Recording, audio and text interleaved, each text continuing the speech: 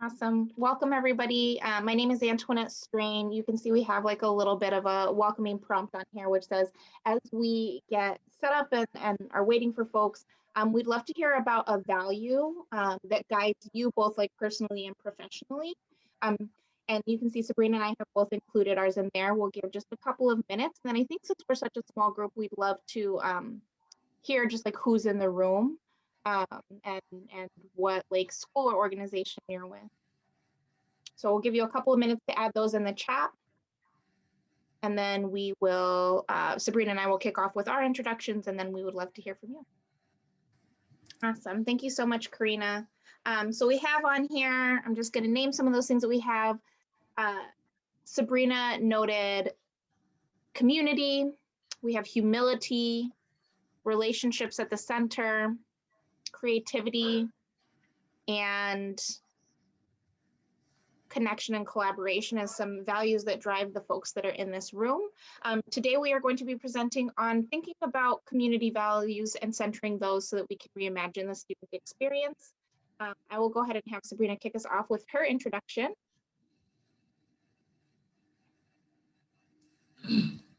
Hello, everyone. My name is Sabrina, pronouns she, hers.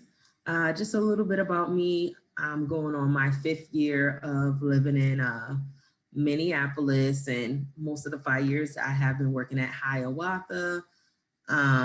These are some of the people who are very, close and dear to me.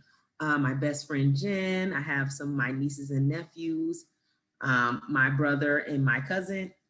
And some things I enjoy to do in my free time is travel. Anytime that I have a break, I'm always traveling. I've been to about 40 plus countries.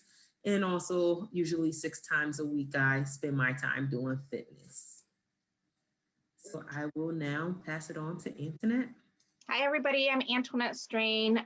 These are outside of being a Dean of Students at Hiawatha. These are some of the things that kind of make up who I am. You can see me and my partner, Paul. Those are me and my 4 sisters down at the bottom. There's my first set of twins and the kind of cool guy poses there. I just gave birth to my second set of twins last week. You can see their little bundles right there. And I'm from New Mexico, and I love all things about New Mexico. So those are a few things about me to kind of introduce myself. Karlie, Karina, and Denise, we'd love to hear from you. Like, just what organization are you from? And yeah. Anything else you would like to share with with us? And feel free to type it in the chat, or you can come off mute.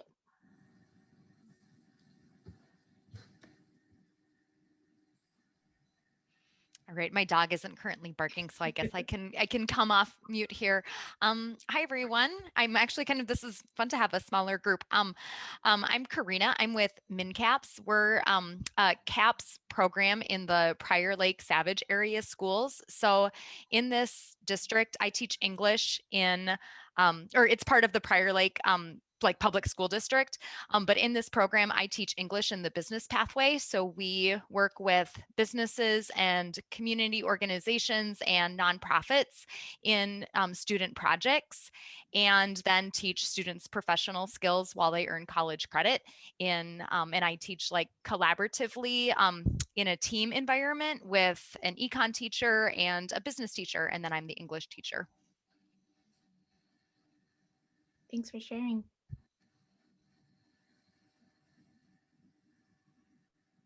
I can share as well. My name's Karlie. I use she, her pronouns, and I work with EE as their policy intern this year. And I'm normally also a student at McAllister College. I just took this year off, but I'll be a junior there next year in St. Paul. And let's see, it's always hard to come up with like fun things to share about yourself on the spot. Yeah, I'm from Minnesota. I've lived here my whole life, and very close with my family. I have 2 close sisters, so resonate with Antoinette there. Yeah.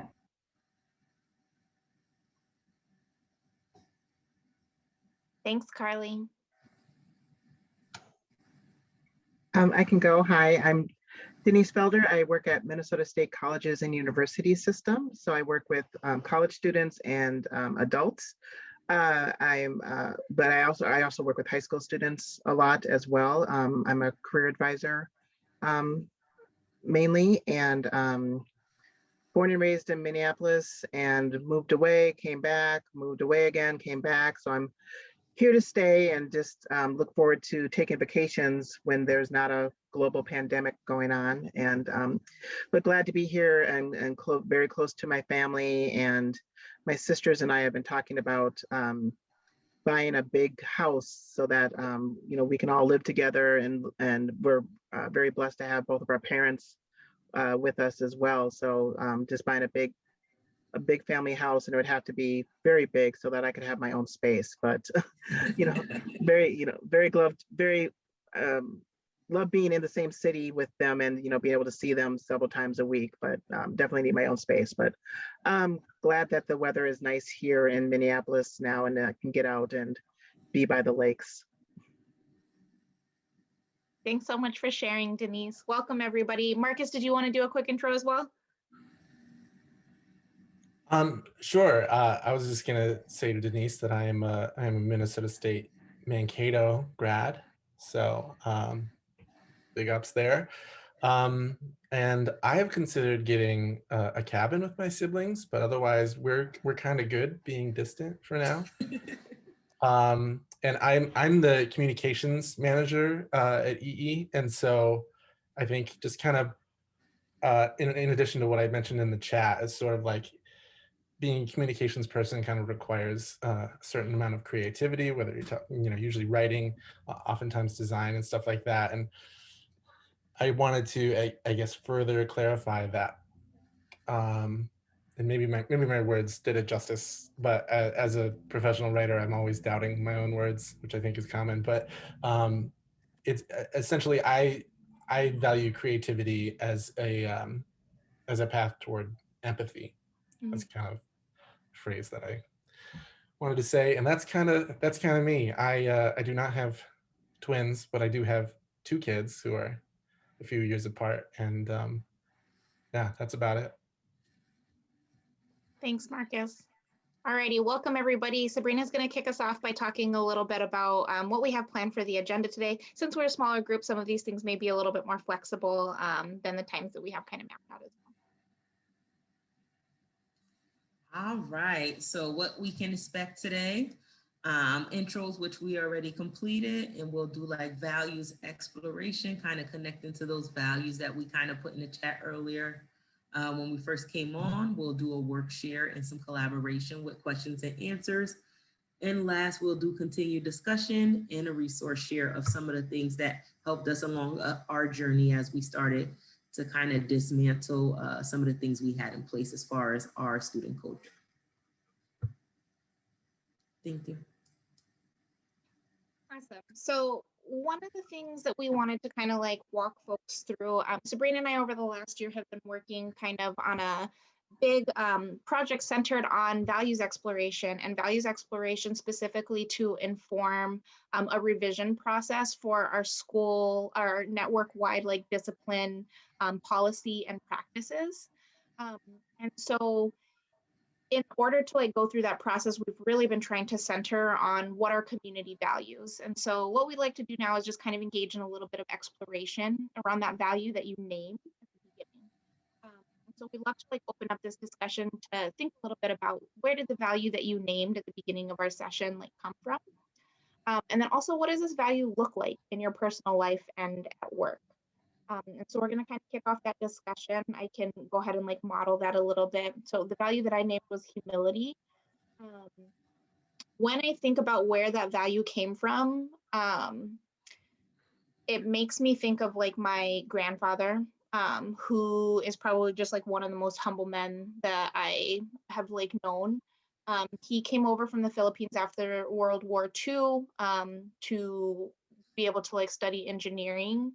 And I think was one of the only at that time he was like one of the only like people of color to be able to get a like engineering license. And I know that he faced just like an immense amount of challenges, but he was somebody who was really oriented towards growth, and just like constantly exuded like humility. And I think that for me, what that looks like in my personal life and at work is just recognizing that in whatever like position that I'm in, that I constantly need to be thinking about how I can continuously grow. And then also just that like I do not have all of the knowledge or perspective of other folks, and so I really need to like orient myself to be looking towards gaining that perspective and gaining an understanding of where other folks are coming from so that I can best do my work, and also just like check myself whenever I feel like I have a great idea or am in some sort of like position of power to like make a decision. How am I bringing that humility in to make sure that like I am that I am not just like bulldozing, and I'm thinking about um, the limitations of my own experience. And so I'd love to open it up if anybody wants to talk about that value that they named. Marcus, I know you got a chance to talk a little bit more about that creativity value, but if anybody else would like to come off mute, I welcome you to answer one or both of these questions.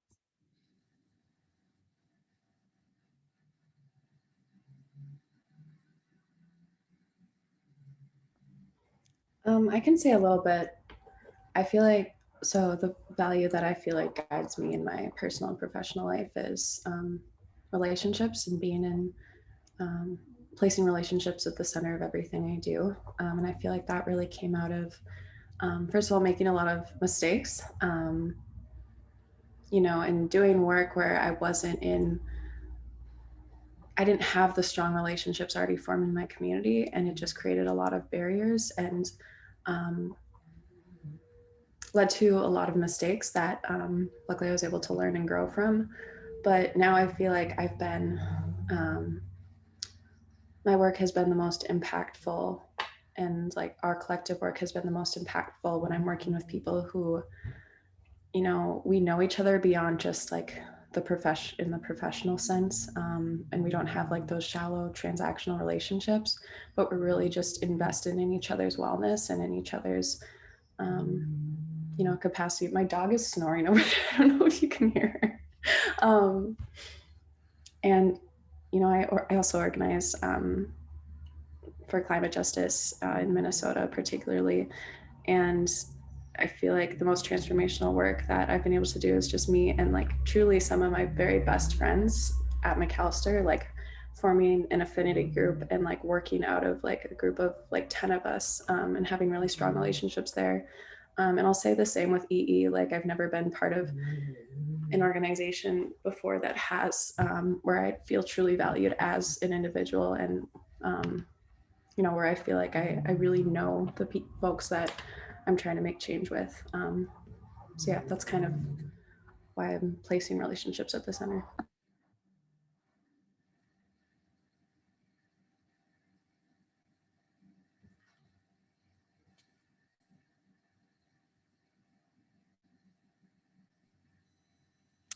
I guess I can share a little bit.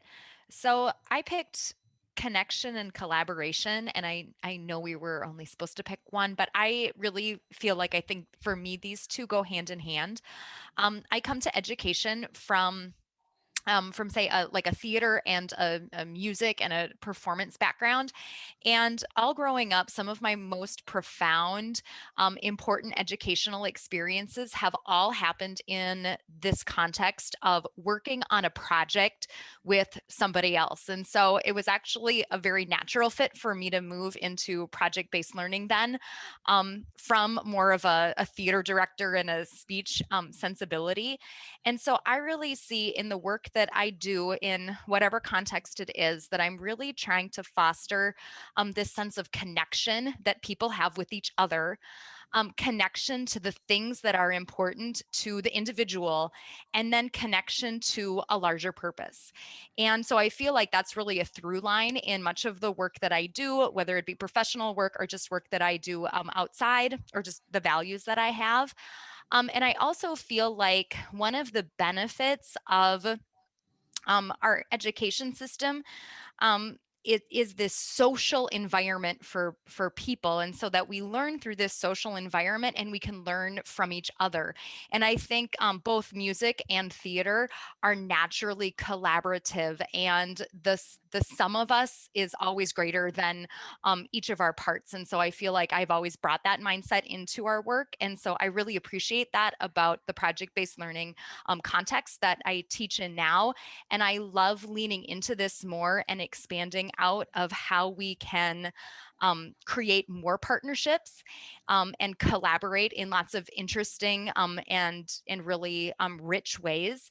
And I also think that we enjoy the learning process so much more when we're able to share and celebrate with others. And so I see it in many ways as a really cyclical process that all centers around this connection and collaboration and working together. We'll give just a little bit more wait time for anybody that would like to share about the value that they typed into the chat a little bit earlier. Again, thinking about where did that value come from and what does that value look like both for you, like personally and professionally?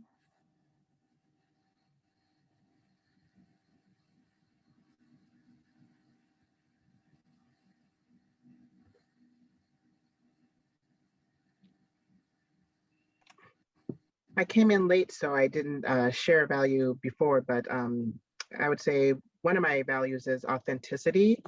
And this is really shaped by growing up in Minnesota and often being the only Black person in all white spaces and not often feeling comfortable or able to bring my full self into education spaces or workspaces. And so as I've gotten older and now I'm just, intentionally, unashamedly living my, full life and being my full self wherever I am. And as a career advisor, really encouraging people to discover who they are and what's important to them and what type of spaces they want to be in and where they want to contribute to the world, both personally and professionally, but really just encouraging and supporting others to be their authentic selves and helping them to figure out or to be aware of the challenges of that as well, because especially here in Minnesota, people aren't ready for us to be our full selves.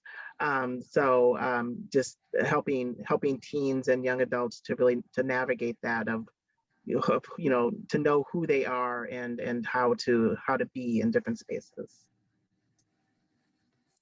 Yeah, thank you for sharing that. So I will go ahead and wrap us up. So I said the value I listed earlier was community. So growing up, that was something that was instilled in me from my elders. Everybody looked after each other. You family, you take care of each other. Your neighbors took care of each other. It just was a sense of community, and we came together. We always had celebrations. You just felt like you belonged in. No matter if you were at your house or you were at a neighbor house, you always was a part of something.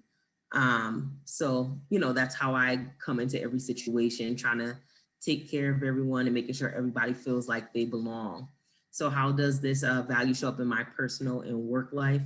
I think of being in my role and how I constantly want to make sure families and students feel like they have a place to belong. Families will not, build an authentic connection with the community if they don't feel like they have a place to come to, if they need something, or if they have a place to celebrate their students, or just a place to have fellowship and talk to one another. So to me, that's like very key as you think of, developing community and building relationships within the school community, is actually bringing everybody together and they have that.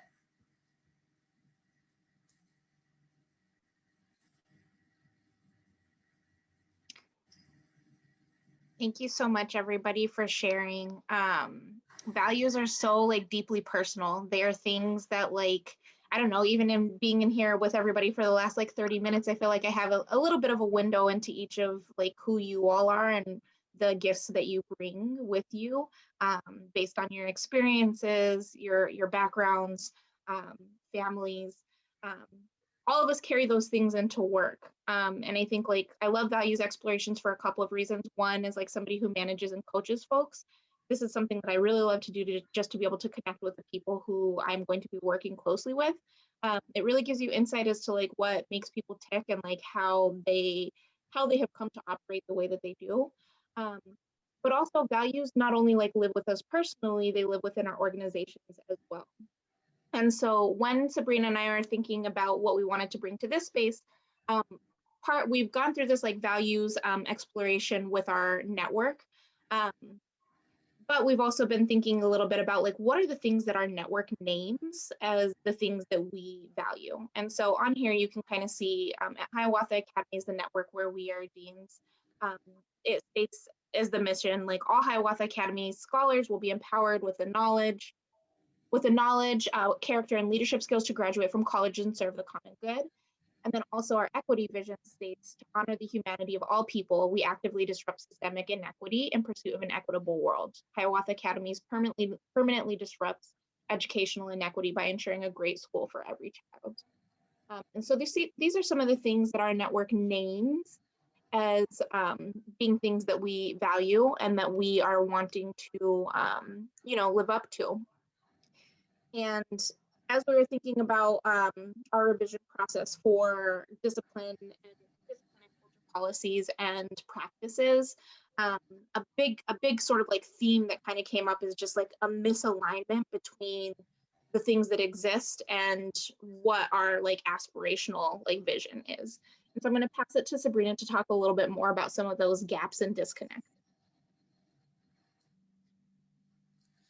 Thank you for that, Antoinette. I know looking at those values, if you're like me, you just feel fired up and you're like, that's where we need to be in an educational system. Let's go and like put our hands in to get that work done. But, one of the first tasks our groups engaged in was connecting a review of the network climate data and looking at student survey results, most recent suspension, and listen to campus staff members' narratives of the culture system. And after looking at that information, we realized that we didn't live up to our values and our mission that we said we wanted to do as a network. So we want to be transparent, and share some data that we believe represent some of the greatest growth that our network has. And when we went through this process, so if you look at that data here, we had large numbers of suspensions that fell under disruptive and disorderly conduct and insubordination category. And, as our group dove deep and kind of like reflected why this was happening, it seems like the different leaders in charge of culture and some of the staff members was using disorderly conduct as a catch-all for all types of behaviors.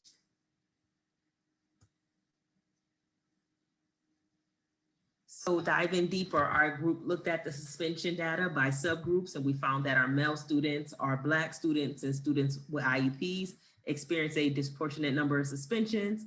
Our male students made up about half of our student population, but represented nearly 80% of suspensions, and Black students made up about 11% of our population, but represented 22% in student suspensions. And lastly, our students with IEPs made up about 14% of our population, but represented 30% of our overall suspensions.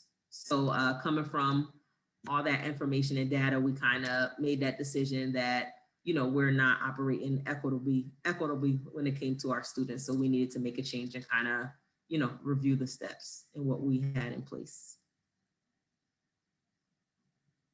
So based on that data that we saw, we knew that there are some major gaps in between the experience that we wanted our students and families to have, particularly in the area of like culture and discipline, and the actual experience that they had. And especially I think looking back to that like equity vision, thinking about permanently disrupting like systems of inequity, we could see in some of that data that we just looked at that like we are not serving our students with IEPs, we are not serving our Black students, and we are not our male students are overly like represented in those discipline numbers as well.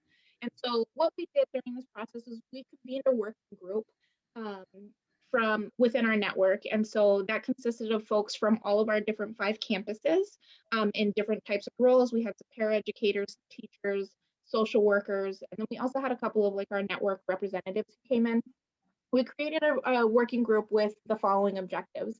to think about the history of discipline in schools and learn about it, and then also to better understand practices related to supportive and restorative discipline approaches, which is a very different approach than we've had before, to review our data and the network policy handbook and to compare those with best practices, and to be able to um, take a really critical lens to those. And then lastly, to develop recommendations for our network, school, and classroom level policies and practices that we believe that our network should adapt to address disparate experiences for our Black students, students with IEPs, and male students related to discipline.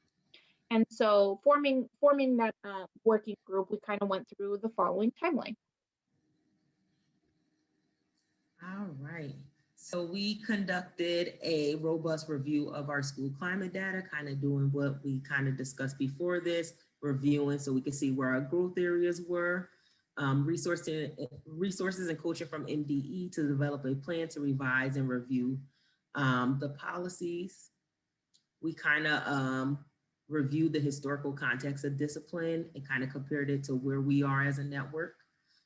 Learn practices and policies given to history of discipline within the context of segregation and simulation. Completed a structured review process, assessing the strengths and weaknesses of our code of conduct and manual.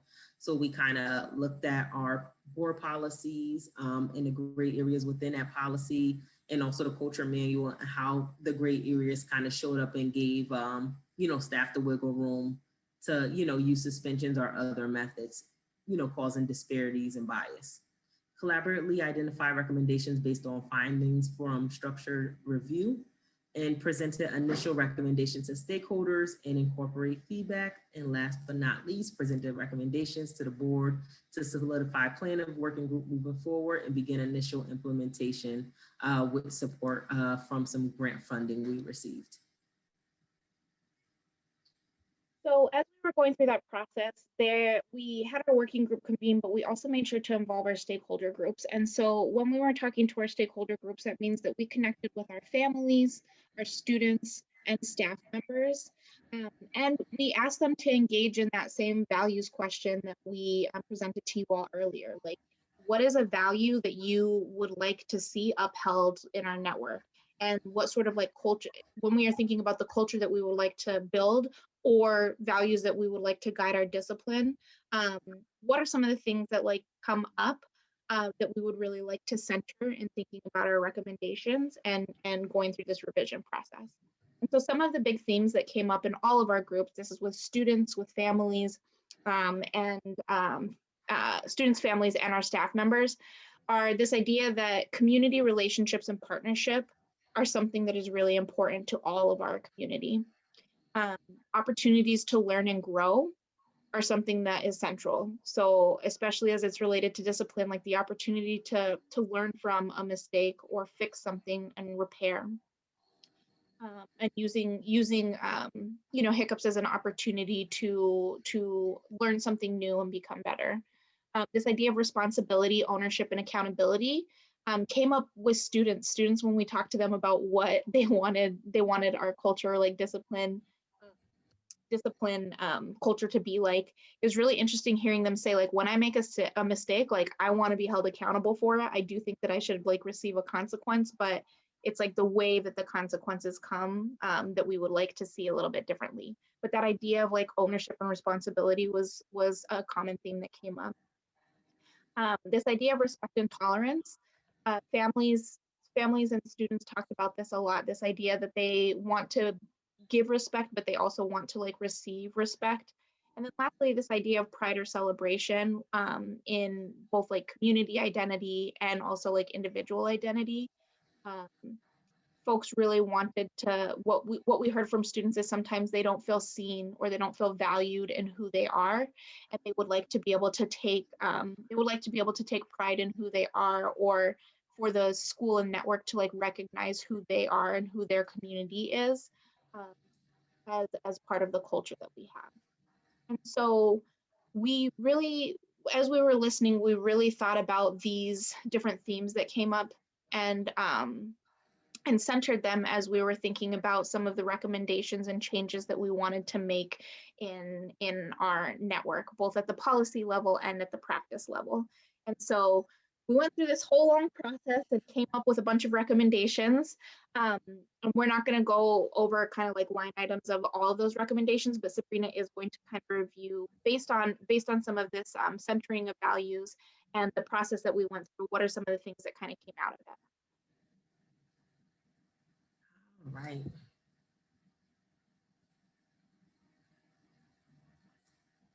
I believe this is you, AS. Oh, great. So I will, so what are some of the things that our work led to? And Sabrina, pop in if there's anything that I'm forgetting.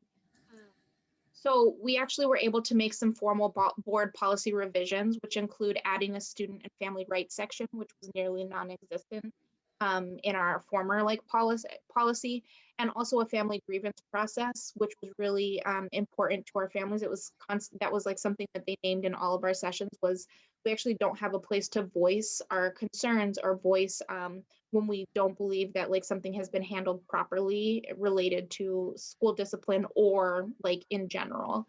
And so those are two things that we felt like were very were big changes that we've been able to present to our board.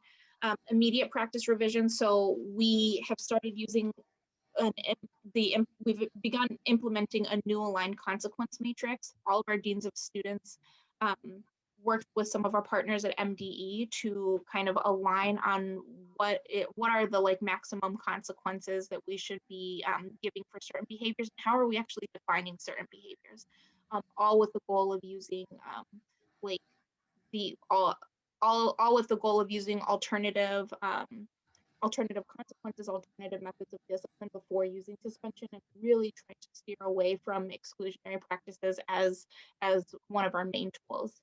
And then also in this school year, as we have returned to both targeted small groups and in-person learning, we revised our tier 2 systems, which usually your the mic is going in and out. Oh no, can you hear me now? Say it one more time. Can you hear me now? Yeah, much better. Okay. So student removals have been also something that has been part of our networks like culture. So whenever, you know, a staff member is struggling with a student, they might be able to call for support and removal of a student from the class so that they can get reset. One of the things that we've also immediately started is really focusing on student support and moving away from those removal systems. On our campus, what that has meant is that since February, we have had 0 suspensions and 0 classroom removals since we've returned back in person, and have replaced some of those things with more proactive relationship-based practices. And then for next year, we have some initiatives that are in the work, which is really exciting. We've been able to form a student support committee that is focused on developing our multi-tiered systems of support. We believe that an emphasis there will help us to move away from some of the reactive practices that we have in our discipline world. Sabrina and I have been able to secure some grant funding so that we can build restorative practice teams on each of our campuses and be able to like stipend folks who are engaging in that development and acting in those roles. And then also our network hasn't really had a lot of like formal development for our deans of students. And so that's another thing that Sabrina and I have been working on this year. And for next year is making sure that we have some dedicated collaboration and development time with quality like resources and development to support our deans of students in becoming the best that they can be.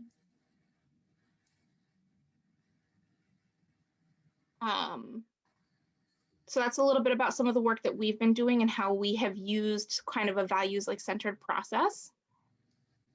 Sabrina is going to talk a little bit about some of the reflections that we have from this.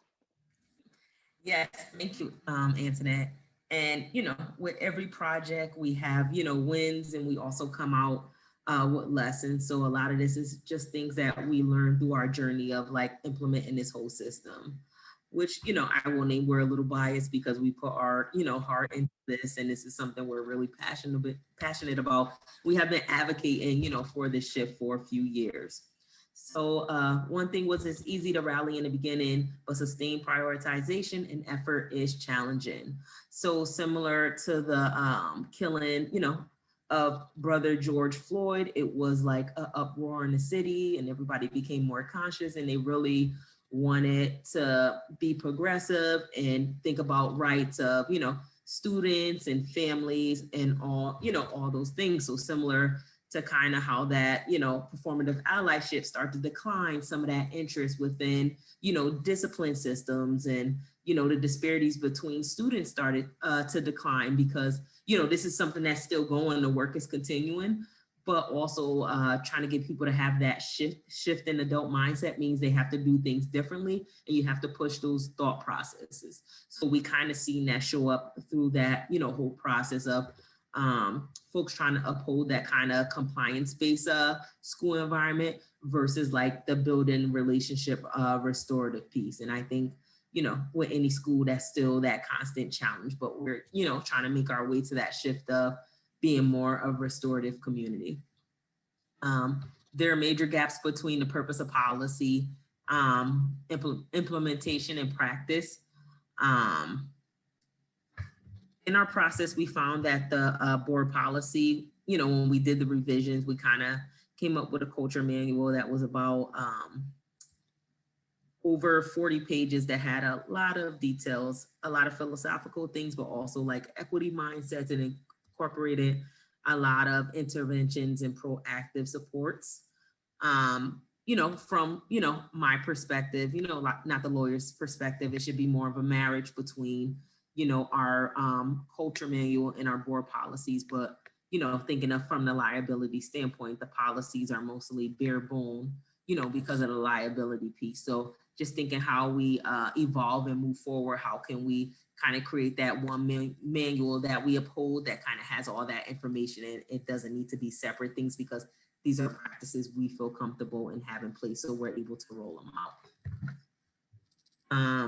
The only path forward is through collective action and true collaboration. I say this all the time, the biggest advocate and partner you could have, supporting students is their families.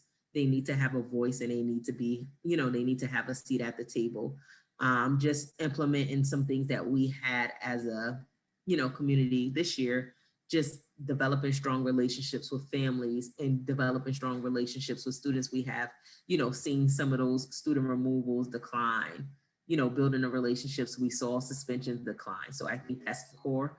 And also getting their input, and not just, the families, but also all the community. It should not be a power dynamic.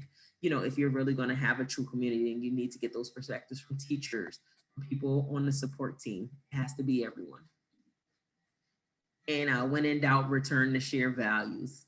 Of course, everybody has different perspectives, but one of the things we did when we first rolled out our program was have everybody who was a part of our working group come together, and we shared values and what we hold true personally, and how we would like to see our community feel. So even when we had disagreements, we weren't aligned. We all came back to that central thing that we agreed on to say, are we moving in the right direction, or do we need to go back and reflect and see if we need to make, a different step? Feel free to jump in if you have anything else to add, Antoinette. No, Sabrina, I think you did a great job to capture those reflections. All right. So we've been talking a lot. I know that we want to kind of move on to a bit of questions and answers before we open up some more dialogue. Does anybody here have any questions for us about processes that we've taken or outcomes that we've had, or generally?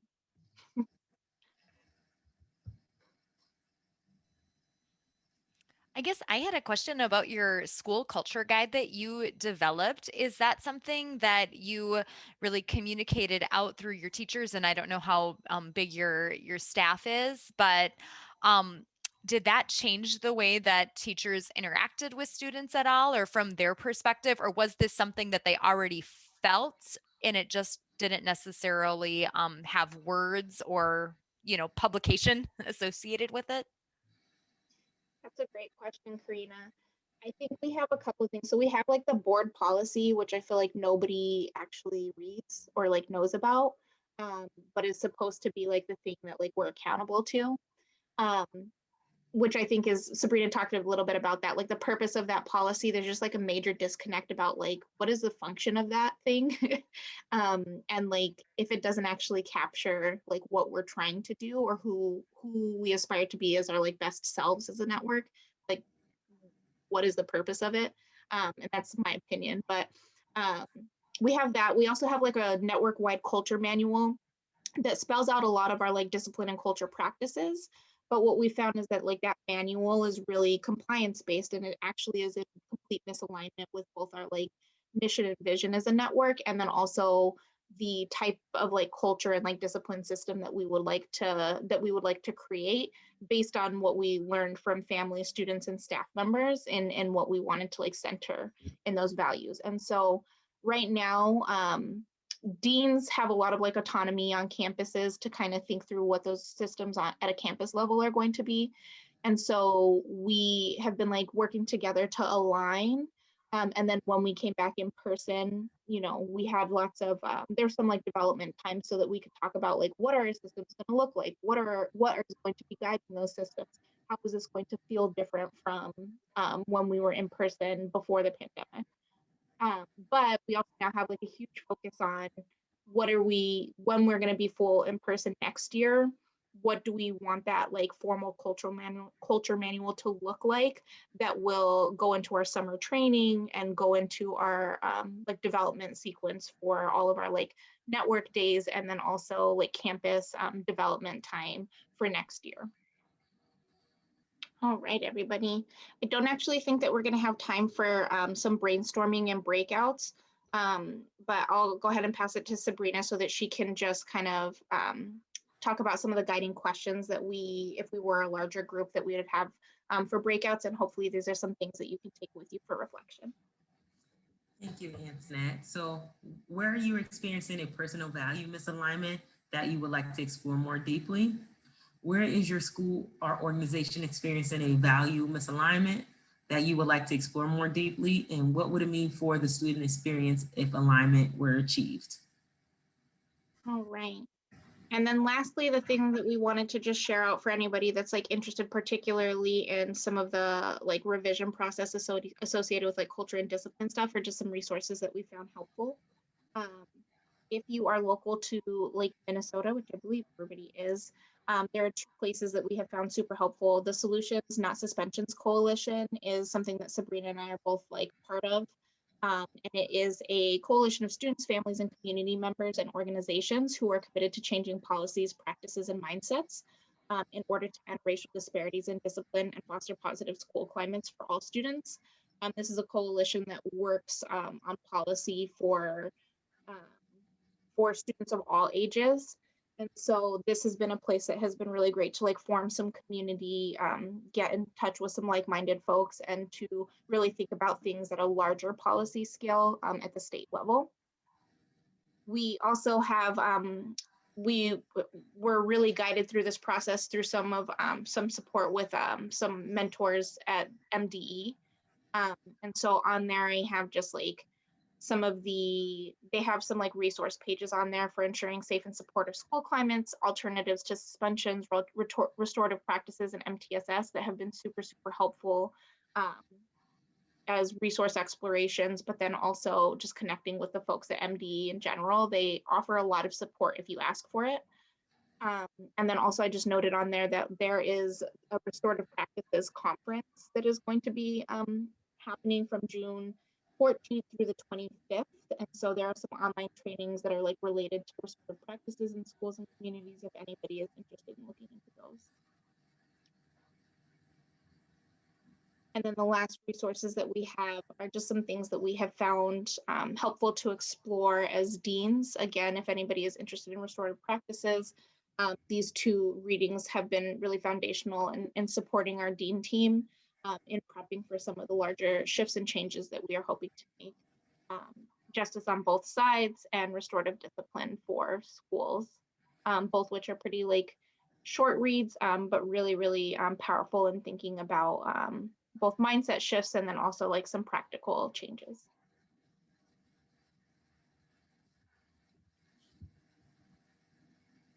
We are at 5:10. So Sabrina, do you want to like wrap us up in thinking about just like how folks can connect with us? Yes, so first we want to say thank you for taking the time to join the session. I'm actually happy it was smaller and more intimate, so we got to connect and get to know a little more about you guys. So thank you for coming out. And if you would like to keep in touch with us, or you want to discuss some things more further with us, we do have our emails at the bottom of the screen. And also Marcus did put in a chat a survey for today's session. So if you have any feedback, please fill out the survey and put it in the session.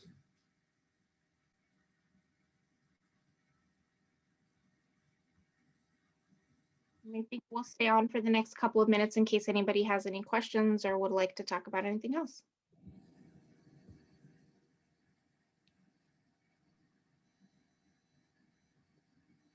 Thank you so much for just all of your processes. I really like the personal value misalignment. I think that, you know, even as a educator, I love that just reflective practice of, you know, how maybe our actions don't necessarily reflect our values. So I think that's a really helpful tidbit that I'm going to take with me today. So thanks, guys. Thank you.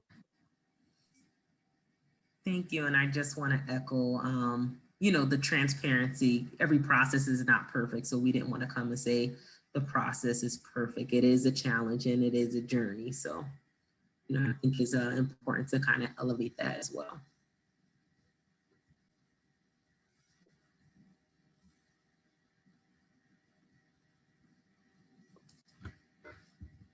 All right, everybody. All right. Thank you. Yeah, thanks, Marcus. Thank you, Marcus.